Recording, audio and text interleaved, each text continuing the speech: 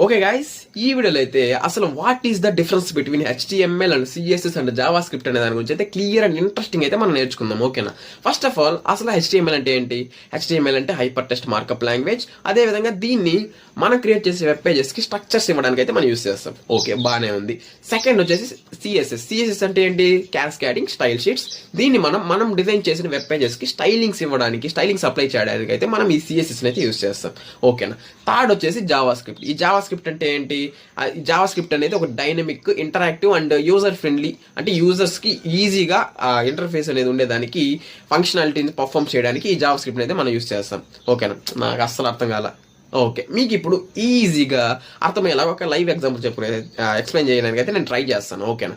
Okay, first of all, first suppose మీరున్నారు, మీకు structure అంటే ఒక పర్ఫెక్ట్ స్ట్రక్చర్ అనేది ఉంది కదా. ఆ స్ట్రక్చర్ ఉండడానికి మేజర్ రీజన్ ఏంటి?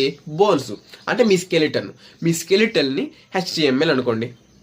ఓకేనా? నెక్స్ట్ సెకండ్ థింగ్ వచ్చేసి మీరు అందంగా కనిపిస్తున్నారు కదా, అలా కనబడటానికి మేజర్ రీజన్ ఏంటి?